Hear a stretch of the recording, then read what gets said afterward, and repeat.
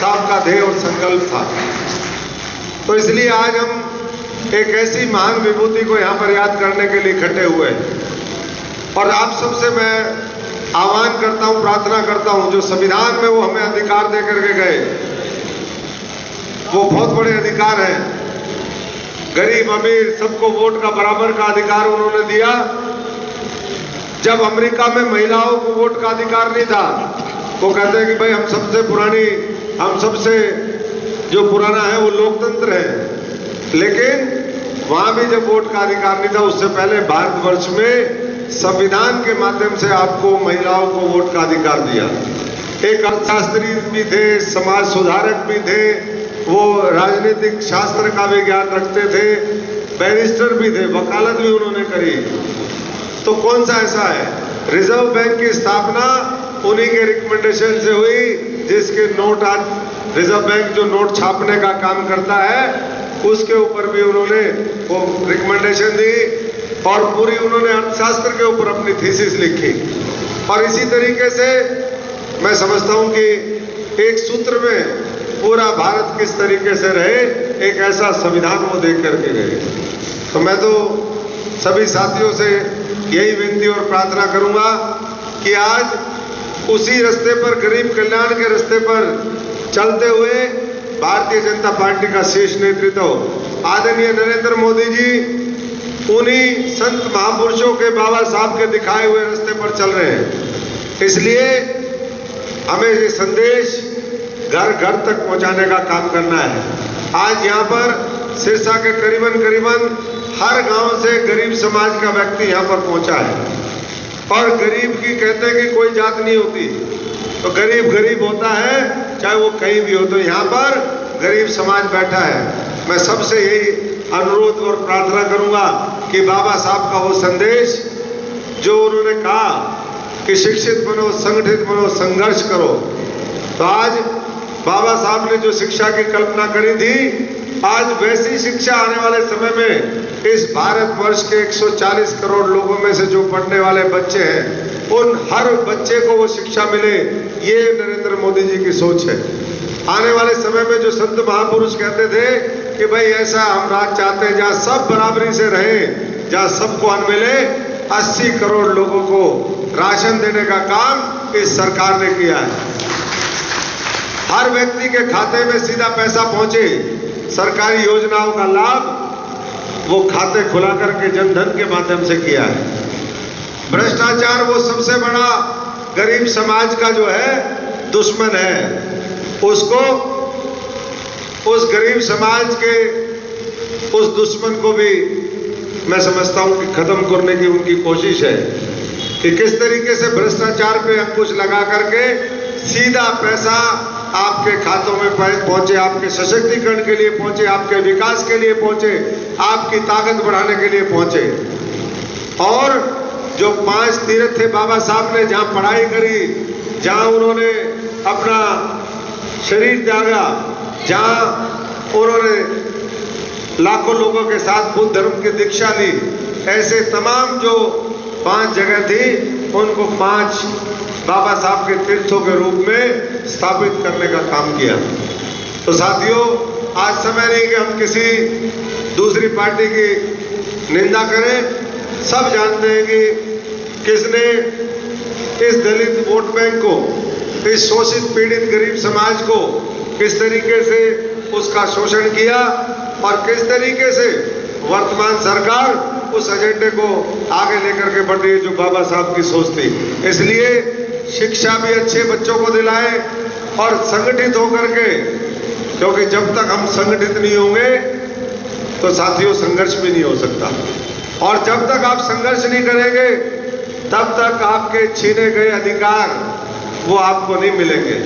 बाबा साहब ने कहा था कि छीने गए अधिकार अपहरणकर्ता से भीख मांगने से नहीं मिलते, उनके लिए संघर्ष की आवश्यकता होती है। इसलिए संघर्ष करें, बकरा ही बलि के काम आता है, शेर कदापि नहीं। तो शेर बन करके हमें पूरी मजबूती से इस गरीब समाज की, इस देश की लड़ाई को लड़ना है। लड़ना नहीं, जीतना है।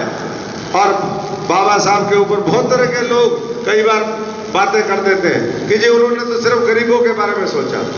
अरे जो संविधान व्यक्ति दे गया, इतने महापुरुष, वो संविधान तो देश का था, उसमें जो अधिकार आपको मिले, महिलाओं के लिए अधिकार दिए तो वो सबके लिए किए। और बाबा साहब कहते थे कि मैं सबसे पहले और सबसे आखिरी में मैं भारतीय हूं।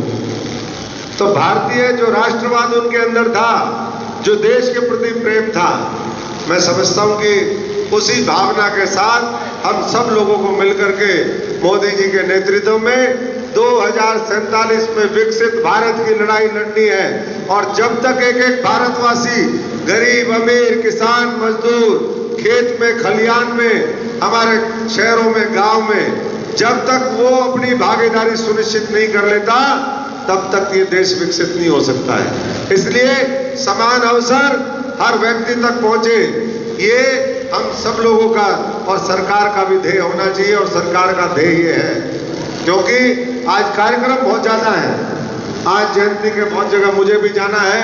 आज जो हमारे लोकसभा की संसदीय इसकी पूरी प्रबंधन कमेटी है, उसमें आदरणीय डॉक्टर सतीश पुनिया जी जो यहाँ चुनाव के प्रभारी लगाए गए हैं, वो अभी फतेहाबाद में मीटिंग ले रहे हैं। मुझे कहा गया था कि मैं जल्दी आ जाऊं, लेकिन मैं साथियों से मैंने कहा कि भाई आज हमारे भाई नागर साहब, उनकी पूरी टीम, उनके मंडल के अध्यक्ष, उनके जिले के पदाधिकारी सब मिलकर के बाबा साहब को की जयंती और उनको श्रद्धासुमन अर्पित करने के लिए इकट्ठे हो रहे हैं। तो मैं उस कार्यक्रम के बाद आपके बीच में पहुंचूंगा। तो आज एक बार फिर मैं इस मौके पर आप सबको बहुत बहुत बधाई देता हूं और सबसे आह्वान करता हूं कि साथियों, समय आ गया है। अब धीरे धीरे हमारे गांव के दौरे शुरू हो चुके हैं। मेरी मातृशक्ति हमारी बहनों के चेहरों के ऊपर चमक है। वो इसलिए है कि गरीब और ये जो साधारण परिवार की महिलाएं हैं, ये जो ड्रोन दीदी बनेगी ना, 3 करोड़ लखपति दीदी, इसमें गरीब समाज की सबसे ज्यादा हमारी बहनें होंगी। ये मोदी जी का विजन है। और इसलिए ये कह रही है कि भाई हम तो अब रुकने वाले नहीं है। 25 तारीख तक हम रोज रोटी घर में मिलेगी, बनाएंगे, खिलाएंगे, सबको जो है काम पे लगाएंगे।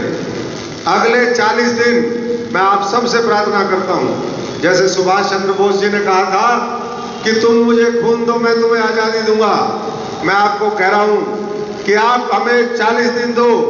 भारतीय जनता पार्टी कमल के निशान के लिए, नरेंद्र मोदी जी के लिए और उसके प्रतीक के तौर पे जो आप लोगों ने ये जिम्मेदारी मुझे दी है, 40 दिन आप दीजिए, आपके 40 साल में समझता हूं कि समझ जाएंगे। क्योंकि एक चुनाव केवल 5 वर्ष के लिए नहीं होता। एक चुनाव आने वाले कई दशकों तक की राजनीति और दिशा तय करता है, समाज की, राजनीति की, हमारा आर्थिक किस तरीके से देश आगे बढ़ेगा। तो इसलिए बहुत आप लोगों ने संघर्ष किया है।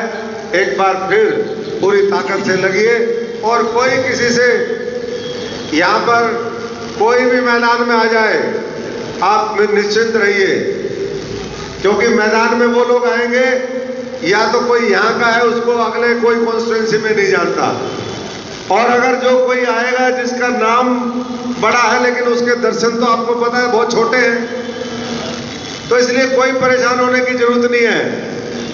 20-20, 30-30 साल बाद अगर किसी को सिरसा की याद आती है, तो आपने भी उनको जवाब देना भी है और जवाब मांगना भी।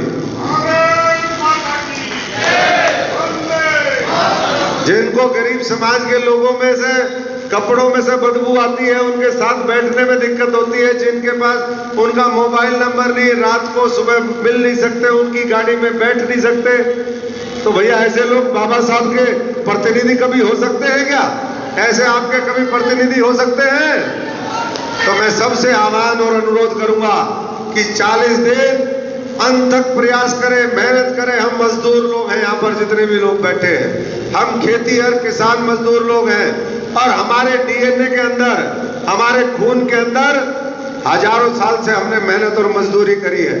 इसलिए हमारा कोई मेहनत में मुकाबला नहीं कर सकता साथियों। 18-18, 20-20 घंटे मेहनत करके, जैसे बाबा साहब ने लड़ाई लड़ी समाज की, देश की, वैसे ही आप लोगों ने सबने मिलकर के सिरसा की लड़ाई लड़नी है, इस हरियाणा की लड़ाई लड़नी है, और लड़ाई लड़नी नहीं है, बहुत मजबूती से जीतनी है। यही मैं आह्वान करने के लिए आपके बीच में आया हूं कि कोई भी किसी भी साथी को कोई समस्या हो, कोई बात हो, वो नागर जी को, पूरी टीम को कह सकते हैं। जल्दी हमारा एक ऑफिस खुला हुआ है, मेरे घर में भी आप लोग जब मिलना चाहते हैं आप मिलते भी हैं। जल्दी एक और हम नया अपना पार्टी इस चुनाव का कार्यालय भी खोलेंगे। तो सारे साथियों को, जिसको भी आप लोगों ने मिलाना है, अगले कल से हमारे कल रानिया के कार्यक्रम है, और रानिया के कार्यक्रम के बाद अगले 10 दिन हम लोग हर शहर के अंदर, क्योंकि अब कटाई का सीजन पूरे जोरों के ऊपर है, हर शहर के अंदर हम मुख्य जो हमारे साथी हैं या समाज के जो और दूसरे लोग हैं, उनके यहाँ चाय पानी खाने के कार्यक्रम होंगे। आप साथियों ने जो भी कार्यक्रम शहरों में करवाने हो, लेकिन उसमें महत्वपूर्ण लोग, उसमें कम से कम 50 से लेकर के 500 1000 जितने लोग हो सकते हैं, उसकी सूची आप इनको दीजिए, मेरे कार्यालय में दीजिए। हमारे भाई चांदमल जी हैं, ये और साथी भी हैं, ये सब आपके साथ भाई नागर जी के साथ मिलकर के आपसे समन्वय बिठाने का काम करेंगे। तो साथियों, फतेह बहुत बड़ी आप लोगों की होगी, अपना काम शुरू करिए। और वाजपेयी जी जो कहते थे, वाजपेयी जी की बहुत पुरानी पंक्तियां हैं, जो मैं छात्र जीवन में था तब मैंने पढ़ी थी, और वो हमेशा प्रेरित उस समय भी करती थी, और आज तो मैं इस पार्टी का सिपाही हुई, और मैं हमेशा ये बोलता था कि जब तक देह न पूरा होगा पग की गति न रुकेगी, आज कहे दुनिया चाहे कुछ भी, बिना झुके न रहेगी। तो साथियों, मेरे भाइयों, मेरे बुजुर्गों, मेरी माताओं, मेरे बहनों, मैं सबसे आह्वान करता हूं कि नौजवानों की अलग फौज तैयार करो, महिलाओं की अलग फौज तैयार करो, बुजुर्ग वो अपने तरीके से काम करो, जो चुने हुए प्रतिनिधि हैं वो अपनी टोली बनाओ, जो हमारे संगठन के पदाधिकारी हैं वो अपनी टोली बनाओ, और जहां जहां भी आवश्यकता है मुझे ले जाने की, किसी और को ले जाने की, वहां ले जा करके सब साथियों को, उनको जो है हमें समझाना है कि साथियों, अगर देश बचाना है, अपने आप को बचाना है, तो नरेंद्र मोदी जी के साथ चलना पड़ेगा। नहीं तो इसी तरीके से जैसे आजादी से लेकर के आज तक आपका शोषण होता रहा, वैसे ही शोषण करने वाली ताकतें फिर आएंगी। तो छात्रों में, युवाओं में जहां भी प्रोग्राम संभव है, वो प्रोग्राम अब तेजी से कराने का काम करें। हम 4 तारीख को, अभी टेंटेटिव है, फाइनल और आपको बता देंगे, हम लोग 4 तारीख को नॉमिनेशन भरने का काम करेंगे। तो जिस दिन नॉमिनेशन भरेंगे, नामांकन भरेंगे, उस दिन भी आप सबने पूरा हुमा करके पूरी ताकत से आना है। तो इन्हीं शब्दों के साथ मैं एक बार फिर आप सबको, हमारे देश के महान सपूत, हमारे बाबा नाम है, तो बाबा तो सबसे बड़ा होता है भाई, परिवार का मुखिया होता है बाबा। तो आज बाबा साहब जो हमारे गरीबों के मसीहा हैं, रहबर हैं, और जिनको देख करके पूरी दुनिया प्रेरणा लेती है, अमेरिका का राष्ट्रपति बाराक ओबामा प्रेरणा लेता है, और तमाम बड़े बड़े लोग जो हैं वो उनसे प्रेरणा लेकर के अपने देश में एक मजबूत और स्थिर सरकार, एक लोगों को समावेशी सरकार देने का उन्होंने काम किया। ऐसे बाबा को श्रद्धांजलि आप सबकी तरफ से, अपनी तरफ से, मैं पार्टी की तरफ से अर्पित करता हूं। सबका बहुत बहुत धन्यवाद। जय हिंद, जय भारत। बाबा साहब अमर रहे, बाबा साहब अमर रहे। जोर से भाई सब हाथ खड़े करो, यूं करके हाथ ऊपर, मुट्ठी बंद करके, ताकत के साथ, थोड़ी एक्सरसाइज भी होगी। बाबा साहब अमर रहे, बाबा साहब अमर रहे, बाबा साहब अमर रहे, बाबा साहब अमर रहे। बहुत बहुत धन्यवाद साथियों। जय हिंद, जय भारत।